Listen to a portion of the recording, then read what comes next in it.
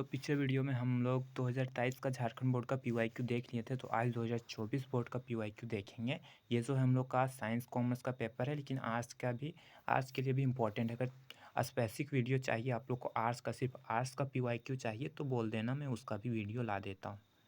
तो इसका चलो आप लोग क्वेश्चन देख लो। 2024 का झारखंड बोर्ड का प्रीवियस ईयर पेपर है, देख लो। इंग्लिश से भी खैर बोर्ड में तो पूछता ही है। ये सब आप लोग क्वेश्चन देख लेना, और हो सके तो स्क्रीनशॉट ले लो। सिर्फ आप लोग क्वेश्चन देख लो और आराम से बनाओ खुद से, तो ज़्यादा फायदा होगा। निम्नलिखित में किसका अध्ययन व्यष्टि अर्थशास्त्र के अंतर्गत होता है? व्यष्टि यानी कि छोटा अर्थशास्त्र। तो इसमें एक सेकेंड, व्यष्टि यानी कि छोटा होता है, समष्टि यानी कि होता है बड़ा अर्थशास्त्र। तो इसमें सामान्य कीमत स्तर, बेरोजगार का अध्ययन, मुद्रा की पूर्ति, उपभोक्ता का संतुलन। तो इसमें सामान्य कीमत स्तर यानी कि छोटी इकाइयों पर होता है, तो हो सकता है एवरेज यूटिलिटी होगा। तो आप लोग देख लो खुद, मुझे उतना अच्छा से पता नहीं आंसर, तो आप लोग खुद अपने से जो जानते हो आप लोग बनाने का प्रयास करो, और नहीं जानते हो उसका स्क्रीनशॉट लेके पता कर लो आंसर। देख लो आप लोग, पीवाईक्यू पूरा 2024 का झारखंड बोर्ड का है, और स्क्रीनशॉट ले लो आराम से। उसके बाद सब्जेक्टिव क्वेश्चन का भी देख लेना, ये जो है सो ऑब्जेक्टिव क्वेश्चन का है। और अगर आपको पीडीएफ चाहिए तो आप कमेंट करके बोल दो, मैं सिर्फ आपको पीडीएफ भेज दूंगा, आपको टेलीग्राम से या फिर व्हाट्सअप में, आपके खुद व्हाट्सअप के नंबर में भेज दूंगा, है ना। देख लो जितने भी क्वेश्चन हैं। इसके बाद हम लोग सब्जेक्टिव क्वेश्चन देखेंगे, ये जो है सो हम लोग का ऑब्जेक्टिव क्वेश्चन है। देख लो 30 क्वेश्चंस हैं आपके, 30 क्वेश्चंस हैं। 28 क्वेश्चंस यहाँ तक हो गया हम लोग का। 30 क्वेश्चंस पूरा कंप्लीट हो गया।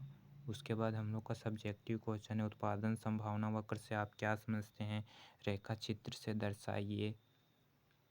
इसमें 8 क्वेश्चंस होता है, तो आपको कितना क्वेश्चन बनाना है? 8 क्वेश्चन में आपको 6 क्वेश्चन बनाना है ना। गिव इन वस्तु से आप क्या समझते हैं, वस्तु के लिए मांग वक्र का रेखा चित्र से दर्शाइए। उत्पादन फलन से आप क्या समझते हैं, उदाहरण सहित स्पष्ट कीजिए। यदि वह किसी वस्तु की कीमत में 8% की वृद्धि होने से उस वस्तु की पूर्ति में 10% की वृद्धि होती, तो वस्तु की पूर्ति लॉज की गणना कीजिए।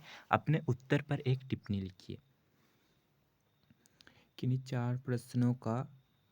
चार प्रश्नों को लिखिए जिसका संबंध समष्टि अर्थशास्त्र से होता है। अच्छा, मतलब 4 प्रश्न लिखना है इसमें। मुद्रा लेखे की इकाई का कार्य करती, इस कथन से क्या तात्पर्य है? वित्तीय बाजार को परिभाषित कीजिए। तैरती दर को परिभाषित कीजिए। स्क्रीनशॉट आप लोग ले सकते हो। इसके बाद है हम लोग का लघु उत्तरीय प्रश्न।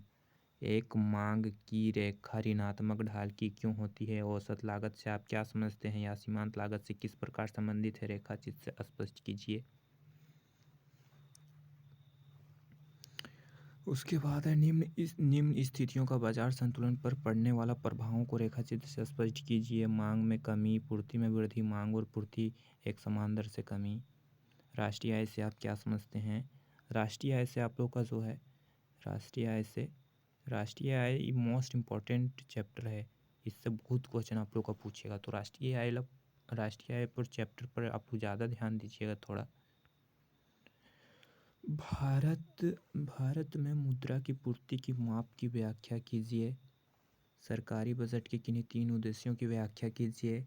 यदि किसी अर्थव्यवस्था में उपभोग फलन C बराबर 25 प्लस 0.6y, तो गुणक का मान की गणना कीजिए। मितव्ययिता का विरोधाभास की व्याख्या कीजिए। Explain the paradox of thread.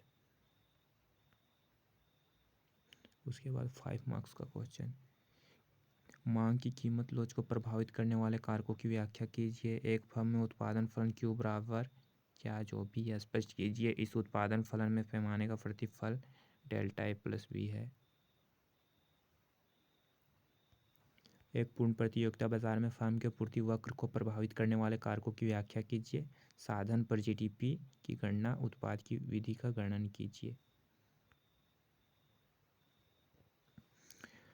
निम्नलिखित को अंतर स्पष्ट कीजिए। उसके बाद राष्ट्रीय आय से आप क्या समझते हैं? राष्ट्रीय आय की गणना, आय व्यय विधि का वर्णन कीजिए। प्रतिशत उपभोग और यथार्थ उपभोग, प्रतिशत निवेश तथा यथार्थ निवेश।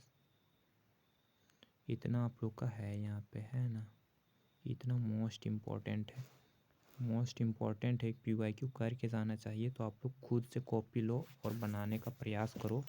जो क्वेश्चन नहीं बनता वो देखो, क्योंकि ये सभी PYQ इम्पॉर्टेंट है। 2023 का PYQ हो गया, मैंने पिछले वीडियो में डाल दिया था। 2024 का PYQ हो गया, अब एक वीडियो डाल दूंगा 2025 का। उसके बाद 2022, 18, 19, 20 किसी भी ईयर का PYQ चाहिए तो बोलो।